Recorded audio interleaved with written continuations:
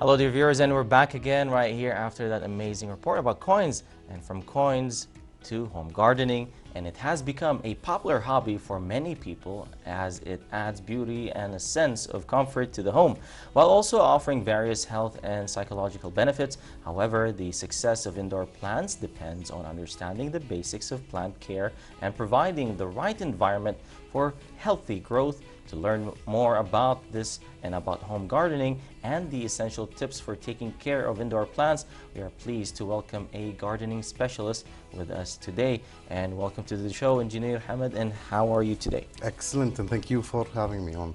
We had a few chit chats before we actually came on live, and we were talking about our experiences with gardening, especially me. And well, with me, it extended long back with my mother when we used to garden outdoors in our old home. Now everything is indoor, and then coincidentally everyone now is doing indoor planting. So with that said, what would you recommend for beginners who basically just started indoor planting, and what plants would you recommend for them? Humanity overall is always attracted to nature. Yes. So this has been happening for a long time. We are blessed in Kuwait with a constant indoor environment where we have air conditioning, we have a certain temperature range all year long. And beautiful weather outside, but it's very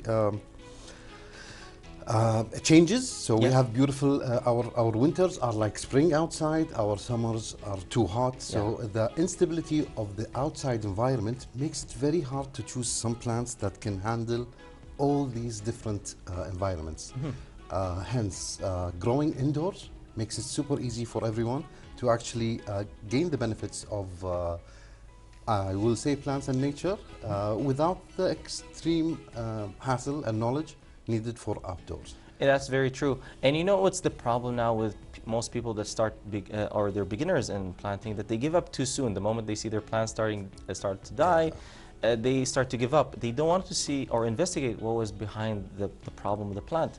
And we do encourage people to actually investigate and ask around. That's the best thing to know. Knowledge starts with asking. Exactly, and experience. I always recommend to beginners, we have a tendency as humans to overshoot. Choose easy to care for plants, arid resistant plants, low light plants. Of the top 5 worldwide are snake plants, or Sansevieria as they used to be called, now they're Dracaena. Super forgiving. They actually don't like too much care. You kill them by caring too much. We have pothos, which is the money plant. You see it vining everywhere. And some other plants that are low light. So choose easy plants to gain some success. And then after that success, then delve into the more challenging ones. And always understand that not all plants are similar. Just like humans, we each have our own needs, so do plants. So learning their needs and watching the reactions to the environment aids us in actually understanding how to take care of the seed that is called plants. That's very true. I mean, as you said, like for example, snake plants are wonderful for beginners because they do not need a lot of care and not a lot of water. And the thing is that even if they do grow, they dry out, they do stay for a longer time than you have to. Exactly. They one of the main things a lot of people I see in the home, let's say home indoor agriculture, is their pests and their problems of pests with plants that can withstand no water between waterings. Actually, the pest management would be easier. Because pests grow in moist environments, insects. So having plants that dry between waterings actually also aids in reducing pests in the home. All right. So can you tell, well, how can we tell that the plant needs watering, and what are the most common watering mistakes that people do? Okay. Not a lot of plants actually show you if they need watering or not, but there are some common signs. Drooping leaves usually are a sign of overwatering or underwatering. Some tips and tricks for beginners, and not to delve into the science of watering. I always recommend always having pots that are open and draining for the plants, so they can be forgiven if they overwater. A second is, instead of watering from the top, you water from the bottom. So you have, an example would be basins or saucers, and you put the water in the bottom and let the sponge, which is the soil, drink up what it needs. The excess will stay down. So that will ensure that the soil has enough water for the plant without being overwatered. All right. So when you're saying that we have to water from under, but what if in some cases people they don't oversoil, but they put a lot of, let's say, the clay balls from down? Does it still actually drink from down? This is called a drainage layer. So when you put rocks or anything, what you're trying to do is not let the water stay with the soil so it doesn't get soggy. So if it's closed on the bottom, it's not a problem, but you have to be extra careful with your watering. Because you have to know, is your water exceeding your drainage layer or not? Because ultimately you will see it in the plant and it's too late to fix what's been long from overwatering. And does this also, thumb rule, goes with big potted plants? Yes. Even if it's big size? Big size, small size, in the end you're trying the soil that's holding the heart of the plant, which is its breathing factory of leaves, needs to be moist, but needs to be airy. So watering from under usually ensures that the soil is taking just enough water it needs without excess. Okay, I got you. So what role does lighting play in maintaining a healthy indoor plant, and how can we determine the best location for them? Lighting is the catalyst for the plant's life. What's called indoor plants are plants that survive the same environments all year long. You don't have to give them sun, but you need to give them just enough light to survive. In Kuwait, there's something that a lot of people do not realize. Due to our extreme high and very nice sun, all our windows are extremely tinted. So to reduce heat. Hence the light that's coming from these windows is not what the plants need to grow. So sometimes there are specific types of lights that are being wavelengths are being cancelled out. Exactly. So for low light plants, that's not a big issue. You will see slow growth, and indoors sometimes you just need them to be there for their beauty and not for their growth. To mitigate that, there are many ways we can do that, which is artificial lighting. We have LEDs now, light emitting diodes, that give a sun spectrum. They come in different shapes and sizes. They can be used to supplement the plant's light to increase growth. All right.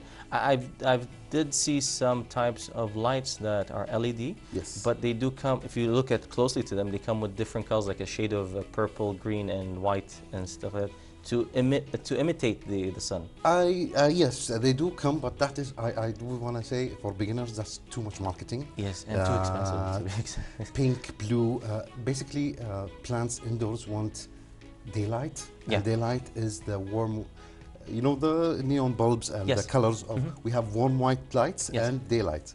So these are the spectrums that suffice and have everything needed for the plants. Which is from 3,000 to 6,500 Kelvin. Exactly. So delving too much into the pinks and the blues, and that doesn't actually add to the indoor plants. Easy way to actually give plants what they need to survive is go for 6,500 Kelvin daylight. If you don't like that color, you can go with warm white. Both of these are full spectrums, and they have everything needed for plants to survive. Amazing. So could you explain how to care for some of the plants you have brought with you today? So we did talk about the snake plant and how they basically are, you don't need a lot of care. But we did talk that, but I can realize that some of them have a soil and some doesn't have a soil. Plants are amazingly adaptive beings that survive in many ways. We can grow plants in soil, which is similar to this. We can also grow them in soilless mediums, wherein rocks or other things. The difference is if someone knows how to grow plants in hydroculture, it will be much easier for them to water and let much less quote-unquote pests come in. In the end, the naming of a pest is based on humanity. Yeah, these are beautiful insects that do amazing things in the garden. Yeah, like springtails and earthworms, which basically they turn the soil. But indoors, we call them pests. So if you don't want any insects flying around, doing whatever, I recommend going with hydroculture. It's easier for you to water the plants. It's easier for you to feed the plants because it's water-based. It does take some time to get used to. Always remember that the heart of the roots of the plant is where it breathes. Yeah. So never fill the water until the leaves. Yes. In that way, you're kind of choking the plant. Yeah. And then there is the soil. It's different schools. And some people love soil and swear by it, and some people grow hydroculture and swear by it. Whatever works for you, do it. Exactly, it's true. It's all about the soil. It's all about watering, light, of course. We don't have to go over marketed types. Wind is also essential, making sure that the leaves move from time to time. Exercise is excellent. Just like humans, plants do exercise. So indoors there is no wind. Usually outside, when they're shaking, their stems become stronger. Yeah. So it's not too much for when you pass by. Just shake the plant a bit. Yeah. It'll give it a stronger stem and better growth. What I do is I put an electric fan inside, so it's not cold. It's not blowing cold air. It's just blowing the ambient air. So it goes from left to right, so they do their exercises. That's excellent, but it may be overshooting. Yeah. All you need is whenever you're passing by, just touch it with your hand. Just touch it with your hand. It doesn't need movement all the time, but it does benefit from movement from time to time. Another thing that makes growth good indoors, always turn them 180 degrees every 2 weeks. So because of light indoors coming from one location, so you'll see the growth going towards that. If you turn your plants 180 degrees every couple of weeks, you will ensure that both sides get the same amount of light, hence your growth will be vertical and visually appealing for you. That's very true. Now, how can homeowners effectively deal with pests and insects that after indoor plants? Prevention. Okay. Correction may happen the first time, but always dig down to the root cause. The root causes are usually apparent, and they can be reached, and cutting them from their roots, as they say, is better than spraying pesticides and all that stuff. Of the causes of pests is moist soil. Yeah. Because this is the environment where they have their eggs, and it's a beautiful environment for them to live in. Of course. Yeah. Overwatering. Another thing is introducing unsterilized soil and unsterilized populations. Different soils, if brought into a controlled environment like the home, without the natural pests that eat these, will grow a lot and in a very fast period. One pest I think everyone is used to in Kuwait, it's the mealybug. Yeah. This is due to our environment indoors and dryness, and it's a fast pest. It's like cotton that comes on the plants. Every couple of weeks, washing the plants in the shower with insecticidal soap would solve these issues. All right. Now, lastly, what are the top 3 tips would you offer to anyone interested in starting home gardening? Okay, start slow and graduate. Always learn from what you're doing. Try to notice what the reaction is to your changes. Don't change too much in a small time.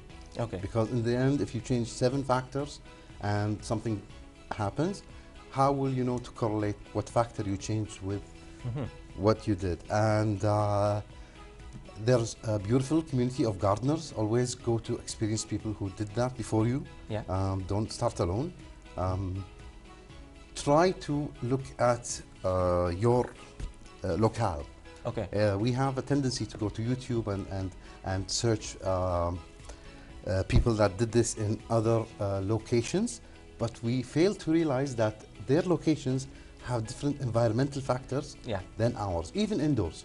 Like in Kuwait, we are special in that indoor air is extremely arid, so we need to focus on humidity, different than most of Europe, most of the States, and most of the world, where there is a good amount of humidity, and they don't need to supplement. True. And it's a beautiful thing, and get your kids involved. They learn a lot. Yeah. And that's basically. And one last thing is, don't be afraid of killing plants. Maybe I'm the biggest murderer of plants ever, because whenever they die, I learn from it and we move on. I keep had my on doing. fair share also. I killed Exactly. a lot, That's but how I you kept going with it. Regrettably, that's how you learn. All right. Thank you so much for being with us today, Engineer Hamad. It was my pleasure. And thank you so much for being with us. And with that, dear viewers, thank you so much to everything that you learn with us about plants. Now, we have another report, is that when art meets history and architecture harmonizes with cultural extraordinary destinations emerge that go beyond the concept of traditional museum. Now, one of the most prominent of these destinations is Louvre, Abu Dhabi, which has become a global cultural landmark since its opening, embodying dialogue between civilizations and bringing together artistic and historical masterpieces from around the world under one iconic dome. In the following report, we highlight this unique cultural institution and explore the exceptional architectural and human vision that makes it truly remarkable. So let's watch this report, and I'll be right back for more.